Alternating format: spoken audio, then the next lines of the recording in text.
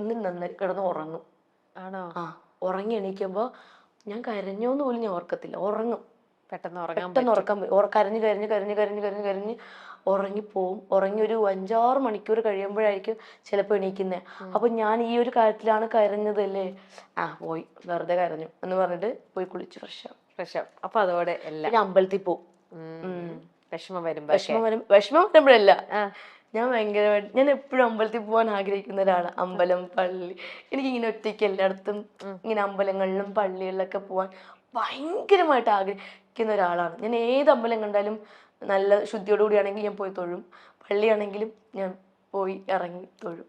എനിക്ക് എന്ത് ഭയങ്കര ഇഷ്ടമാണ്, അഡിക്റ്റാണ്. എന്നെ എത്ര പേര് വഴക്ക് പറഞ്ഞിട്ടുണ്ടെന്ന് അറിയാമോ, ഇങ്ങനെ ഈശ്വരവിശ്വാസം പാടില്ല, നല്ലതല്ല എന്ന് പറയുന്നവര് പറയട്ടെ, പക്ഷെ എനിക്ക് ഭയങ്കര വിശ്വാസമാണ്.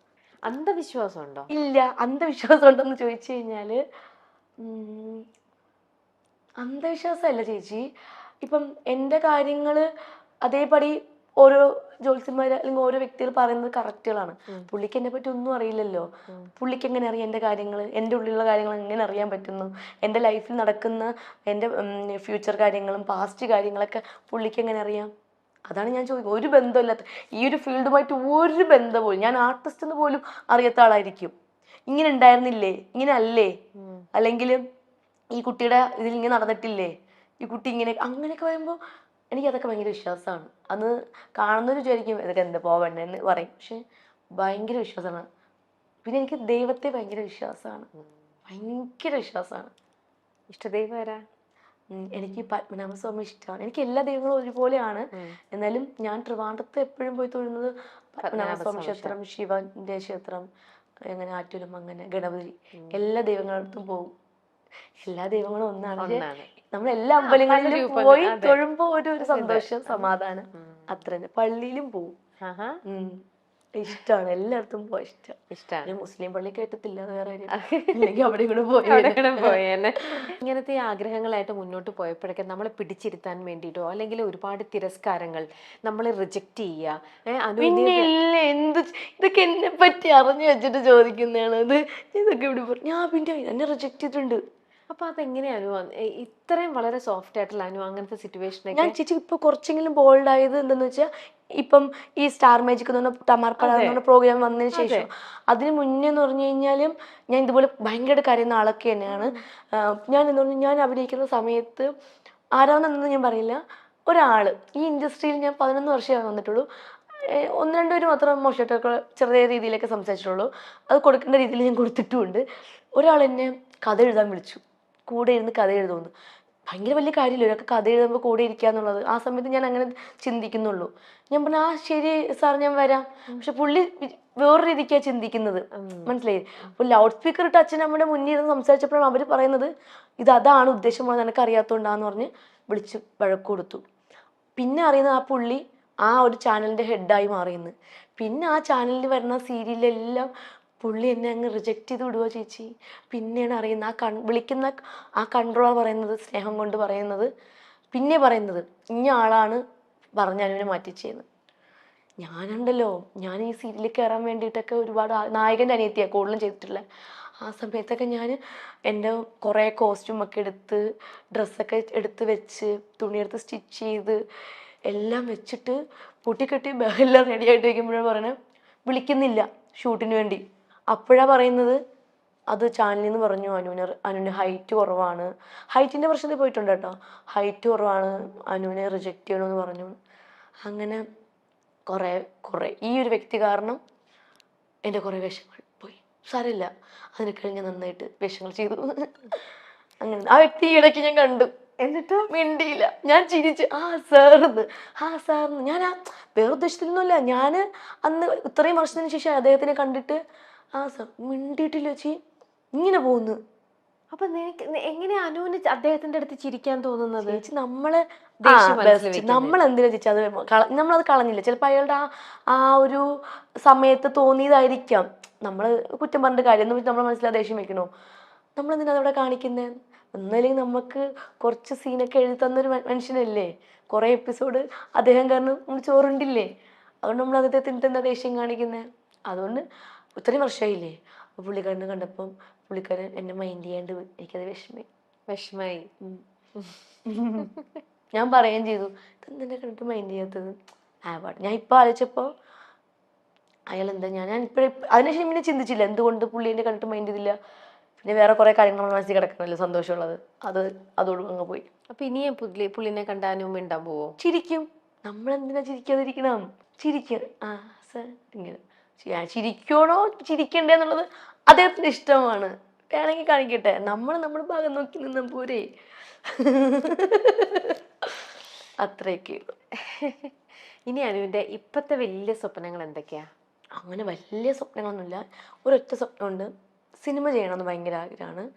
നല്ല സിനിമ ചെയ്യണം, നല്ല ക്യാരക്ടർ ചെയ്യണം, നല്ലൊരു നടൻ്റെ കൂടെ അഭിനയിക്കണം. ചെറിയ ക്യാരക്ടറാണെങ്കിൽ കുഴപ്പമില്ല, പക്ഷെ നല്ലൊരു ആ ക്യാരക്ടർ നല്ലതായിരിക്കണം. നന്നായിട്ട് ചെയ്യാൻ പറ്റുന്ന, പെർഫോമൻസ് ചെയ്യാൻ പറ്റുന്ന ഒരു ക്യാരക്ടറാണ്. ഒറ്റ സീനാണെങ്കിലും കുഴപ്പമില്ല, ചെയ്യാൻ പറ്റണം.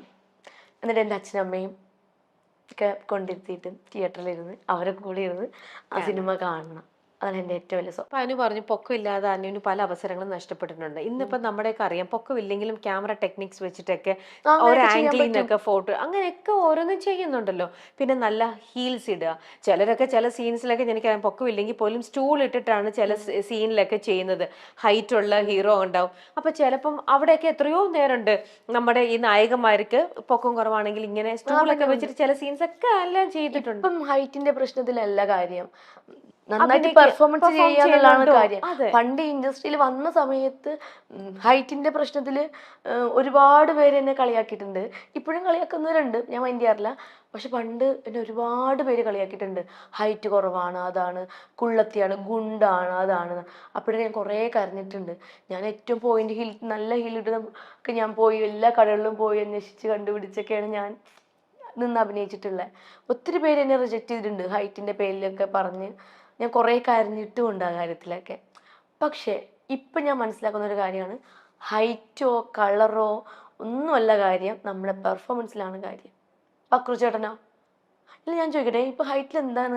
ഞാൻ ഇപ്പോഴും ചിന്തിക്കും, ഹൈറ്റിലൊക്കെ എന്തിരിക്കും? നമുക്കൊരു അസുഖം വന്നാൽ തീരാവുന്നേ ഉള്ളൂ, ഈ ഹൈറ്റും വെയിറ്റും അല്ലെങ്കിൽ കളറും സൗന്ദര്യവും എല്ലാം. അതുകൊണ്ട് ഞാൻ അതൊന്നും നോക്കാറില്ല. പിന്നെ ഞാനിപ്പോൾ എൻ്റെ ഹെൽത്ത് നോക്കുന്നുണ്ട്, എൻ്റെ സൗന്ദര്യം സൂക്ഷിച്ച് നന്നായിട്ട് കൊണ്ടുപോകുന്നു. അത് ഈ ഒരു ഫീൽഡ് ആയതുകൊണ്ട് മാത്രം, പിടിച്ചു നിൽക്കാൻ വേണ്ടി മാത്രം ഞാൻ കൊണ്ടുപോകുന്നു. അത്ര. എന്തൊക്കെയാ ചെയ്യുന്നത്? നന്നായിട്ട് 2 നേരം കുളിക്കും. കുളിക്കും. 2 നേരമൊന്നും കുളിക്കത്തില്ല ചേച്ചി, ഉള്ള കാര്യം പറയല്ല. നമ്മൾ ഡെയിലി കുളിച്ചു കഴിഞ്ഞാൽ നമ്മളെ മുടി കൊഴിയുമെന്ന് ഞാൻ പഠിച്ചു. അതുകൊണ്ട് ഞാൻ ആഴ്ചയിൽ, എനിക്ക് എന്നും കുളിക്കാൻ ഭയങ്കര ഇഷ്ടമാണ്. എന്നാൽ ആഴ്ചയിൽ 3 ദിവസം ഞാൻ തല കഴുകുള്ളൂ. പിന്നെ ഷൂട്ടിനൊക്കെ പോയിട്ട് വരണമെങ്കിൽ ഞാൻ മസ്റ്റായിട്ട് കഴുകും. കാരണം നമ്മൾ സ്പ്രേയും നമ്മൾ അത്രയ്ക്ക് തലയിൽ കെമിക്കൽ പോകുന്നതല്ലേ. അതുകൊണ്ട് ഞാൻ അങ്ങനെ വാഷ് ചെയ്യും. രാവിലെയും വൈകിട്ടൊന്നും നോക്കാറില്ല. പിന്നെ വീട്ടിൽ നിൽക്കുന്ന ഒരു ആഴ്ച ഫുള്ളും വീട്ടിൽ നിൽക്കുന്ന ദിവസങ്ങളാണെങ്കിൽ ആഴ്ചയിൽ 2 ദിവസം 3 ദിവസം മാത്രമേ ഞാൻ തല കഴുകൂ. നന്നായിട്ട് ഹോട്ട് ഓയിൽ ചെയ്ത് സ്പാ കൊടുത്ത് അങ്ങനെ. സ്പാ ഇന്ന് ചെയ്യുകയാണെങ്കിൽ ഞാൻ ഒരാഴ്ചത്തേക്ക് തല കഴുകത്തില്ല. നല്ല സ്മെല്ലല്ലേ ആ സ്പായുടെ മണം, എൻ്റെ പൊന്നെ ഭയങ്കര സ്മെല്ല്. നല്ലതാ. എനിക്കങ്ങനെ മുടി ഭയങ്കരമായിട്ട് വളർന്നായിട്ട് തോന്നിയിട്ടുണ്ട്. എൻ്റെ മുടി കണ്ടില്ല. ഓ, ഇതാണ് മുടിയുടെ രഹസ്യം. അല്ല, എനിക്ക് ഡെയിലി കുളിച്ചപ്പോൾ ഉള്ള പ്രശ്നം എന്ന് വെച്ചാൽ മുടി എന്നും കൊഴിയും. പ്രത്യേകിച്ച് ഞാൻ ഈ ട്രിവാൻഡ്രത്ത് വഴയില താമസിച്ചപ്പോൾ അവിടെ വെള്ളം ഇച്ചിരി മോശമല്ലേ. അപ്പോൾ എനിക്ക് മനസ്സിലായി കിണറ്റിലെ വെള്ളവും പൈപ്പിൽ നിന്ന് പറഞ്ഞ വെള്ളത്തിലും വ്യത്യാസം എന്താണെന്ന്. അതുകൊണ്ട് ഞാനിപ്പോൾ ആഴ്ചയിൽ 3 ദിവസം തല കഴുകും, ദിവസം 2 നേരം മേല് കഴുകും. അങ്ങനെയൊക്കെ 3 നേരം കിട്ടണമെങ്കിൽ അങ്ങനെ. പിന്നെ നല്ല ഭക്ഷണങ്ങൾ കഴിക്കും, നന്നായിട്ട് വെള്ളം കുടിക്കും. 3 ലിറ്റർ വെള്ളമെങ്കിലും കുടിക്കാൻ ഞാൻ ശ്രമിക്കും. അല്ലെങ്കിൽ അമ്മ കുടിപ്പിക്കും, അമ്മ ഉണ്ടെങ്കിൽ അമ്മ കുടിപ്പിക്കും, ചേച്ചി കുടിപ്പിക്കും. ഇവർ 2 പേരാണ്. എനിക്ക് 2 അമ്മമാരാണ് കേട്ടോ, ചേച്ചിയും. ഞാൻ ഇതുവരെ ഞാൻ പറഞ്ഞിട്ടില്ല ഒരിടത്ത്. അവളെ കേൾക്കുമ്പോൾ ഭയങ്കര സന്തോഷം തോന്നും. 2 അമ്മമാരാണ്, അമ്മയും മാളും. മാളു എന്ന് പറയുമ്പോൾ എന്നെക്കാൾ 2 വയസ്സിന് മൂത്തതാണ്. അവളെനിക്ക് അമ്മയെ പോലെ. അവള് ശകാരിക്കുകയും ചെയ്യും, സ്നേഹിക്കുകയും ചെയ്യും. സ്നേഹിക്കാൻ അവൾക്ക് അങ്ങനെ അറിയില്ല. സ്നേഹം കാണിക്കുന്നത് എങ്ങനെ അറിയാമോ? അത് ചെയ്യ്, ഇത് ചെയ്യ്, എടി അങ്ങനെ ചെയ്ത് കഴിക്കുക കൊച്ച്, ഇത് ചെയ്യ്, അങ്ങനെ എന്ന് പറഞ്ഞാൽ നല്ലത് പറഞ്ഞുതരും. മനസ്സിലായില്ല? അങ്ങനെ. അല്ലാതെ മക്കളെ മോളെ ഒന്നും എന്നെ വിളിക്കാറില്ല, ഉമ്മ പോലും തരാറില്ല എൻ്റെ ചേച്ചി എനിക്ക്. ഇതുവരെ എനിക്കൊരു ഉമ്മ വന്നിട്ടില്ല.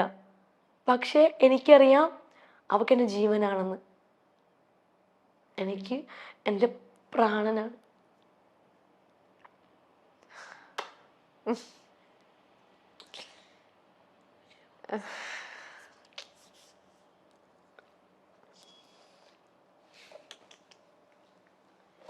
അടുത്ത ക്വസ്റ്റ്യൻ ചോദിക്കൂ. അല്ല ശരിക്കും അമ്മ, ചേച്ചി, അച്ഛൻ, ആ, ചേച്ചിയുടെ ഹസ്ബൻഡ്, എനിക്ക് ഞാൻ പറഞ്ഞ ചേട്ടന്മാരില്ലാന്ന്. ചേട്ടൻ എനിക്ക് സ്വന്തം ചേട്ടനാ. ഇതുപോലൊരു ചേട്ടനെ ഒരിക്കലും ആർക്കും കിട്ടത്തില്ല. അത്ര നല്ല ചേട്ടനാണ് എൻ്റെ ചേച്ചിക്ക് കിട്ടിയിരിക്കുന്നത്. എന്നെ ഷൂട്ടിനും ഇനാഗുറേഷനും എല്ലായിടത്തും കൊണ്ടുപോകുന്ന ഒരു വ്യക്തിയാണ് ചേച്ചിയുടെ ഹസ്ബൻഡ്. പുള്ളിയുടെ ജോലി പോലും കളഞ്ഞിട്ടാണ് എന്നെ കൊണ്ടുപോകുന്നത്. പാവമാണ്, ഭയങ്കര പാവമാണ്, നല്ല മനുഷ്യന്. പിന്നെ ദേവൻ, ചേച്ചിയുടെ മോൻ, ഇവരാണ് എൻ്റെ ലോകം. ഇവർക്ക് വേണ്ടിയാണ് ഞാൻ അനുക്കുട്ടി. ഇല്ല ഇല്ല ഇല്ല, ഇതിപ്പോ ശരിയാവും, ഇപ്പൊ ശരിയാവും, ഇപ്പൊ ശരിയാവും, ഇപ്പൊ ശരിയാവും. അനുക്കുട്ടി Okay, ഞാൻ കുറെ okay ആയി. കരയുകയാണോ? Okay ആയി. ഞാൻ ഇങ്ങനെയാണ്. എന്തൊരു നല്ല കുട്ടിയത്, Okay, ഞാൻ okay എന്തൊരു നല്ല മനസ്സാത്. okay ആയി. അനുവിന് വേണ്ടിട്ട് ഞാൻ പറയാം. അനുവിന്റെ ചേച്ചി അനുവിനെ ഇനി കാണുമ്പോ ഇതുപോലെ കെട്ടിപ്പിടിച്ച, ഞാൻ എവിടെ ഉമ്മ വേണ്ടേ, ഇവിടെ ഞാൻ എന്റെ ലിപ്സ്റ്റിക് വെച്ച് തരട്ടെ. കുഴപ്പമില്ല. ലിപ്സ്റ്റിക് ആവോ? ഒരുപാട് ലിപ്സ്റ്റിക് കിട്ടിയിട്ടുണ്ട്. ഞാൻ തന്നോട്ടെ. ഇതുപോലെ ചേച്ചി ഓടി വന്ന് കെട്ടിപ്പിടിച്ചൊരു ഉമ്മ കൊടുക്കും കേട്ടോ, തരും.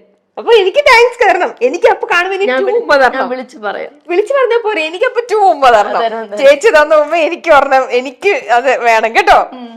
എന്ത് നല്ല സ്വീറ്റ് ആയിട്ടുള്ള കുട്ടിയാ. ഇതിനെ ആർക്കാ ഇഷ്ടമല്ലാതെ വരണേ? ഇതിനെ കൂടെ കൂട്ടിക്കൊണ്ട് പോവാൻ ആർക്കും തോന്നില്ലേ? എന്റെ കൂടെ വരുന്നോ? എന്റെ കൂടെ എന്റെ വീട്ടിൽ കൊണ്ടുപോവായിരുന്നു ഞാൻ. ഇതിനെ ഇപ്പൊ എങ്ങനെ ആര്യ ആയിക്കോട്ടെ, പിന്നെ മുമ്പ് പറഞ്ഞ ആതിര. അയ്യോ എന്റെ ലിപ്സ്റ്റിക് ഉണ്ടോ? കുഴപ്പമില്ല കുഴപ്പമില്ല. ബ്ലഷ് ആയിട്ട് അവിടെ കിടന്നോളൂ. ചെന്നിട്ട് കുളിക്കാനുള്ളതാ. അല്ല, എങ്ങനെ ഇതിനെ ഇഷ്ടപ്പെടാതിരിക്കുന്നതെന്ന് ഇപ്പൊ നിങ്ങക്ക് മനസ്സിലായില്ലേ? സ്റ്റാർ മാജിക്കിലൊക്കെ ചെയ്യുന്നതും ഇങ്ങനെ ഈ ഓടിച്ചാടി ബഴ പിടിച്ച് പിടിപിടി നടക്കണതൊക്കെ ജെന്യുവൻ ആയിട്ടുള്ള അനുവാണ് അല്ലേ? ഇങ്ങോട്ടാ. താങ്ക് യു ചേച്ചി. എന്തൊരു സ്വീറ്റാ അനു. ശരിക്കും അനുവിനെ കാണുമ്പോ അനു ഇതൊന്നും ഫേക്ക് അല്ല, അനുവിന്റെ ഒറിജിനൽ ആണ് അനു ചെയ്യുന്നതും. അങ്ങനെ പറയല്ലേ, എന്താ കരച്ചിൽ വരും. പോട്ടെടാ, നീ ഒറിജിനലാ. സംസാരിക്കാം, നമുക്ക് വേറെ സംസാരിക്കാം. അനുവിനെ ഇപ്പൊ ബിഗ് ബോസിൽ നിന്ന് വിളിച്ച് ഞാൻ പോവും. ബിഗ് ബോസിന്ന് വിളിച്ചു കഴിഞ്ഞാൽ പറ്റുമോ അനുവിന്? നമുക്ക് പറ്റാത്ത എന്താ ഉള്ളേ? അങ്ങനല്ല, ഇത്രയും തൊട്ടാവാടിയാണ്. അത് ഇപ്പൊ പറഞ്ഞിട്ട് കാര്യമില്ലല്ലോ. ഇപ്പൊ ബിഗ് ബോസിൽ പോയി കഴിഞ്ഞു കഴിഞ്ഞാല് അവിടെ ഇപ്പം നമ്മളായിട്ട് നിക്കുക എന്നുള്ളതാണ് ഏറ്റവും. അഭിനയിച്ച് നിൽക്കുക, എത്ര അഭിനയിച്ച് നിന്നാലും നമ്മൾ തനി സ്വഭാവം അറിയാൻ പറ്റും. അതുകൊണ്ട് അഭിനയിച്ച് നിന്നിട്ട് ഒരു കാര്യമില്ല. അവിടെ ചെന്ന് കഴിഞ്ഞാൽ ദേഷ്യപ്പെടേണ്ട അടുത്ത് ദേഷ്യപ്പെടും, കരയേണ്ട അടുത്ത് കരയും, നമ്മൾ സംസാരിക്കേണ്ടടുത്ത് സംസാരിക്കും, അത്രേ ഉള്ളൂ. ചിരിക്കേണ്ട അടുത്ത് ചിരിക്കും, കൊഞ്ചിക്കേണ്ട അടുത്ത് കൊഞ്ചിക്കും, അത്രയൊക്കെ ഉള്ളൂ.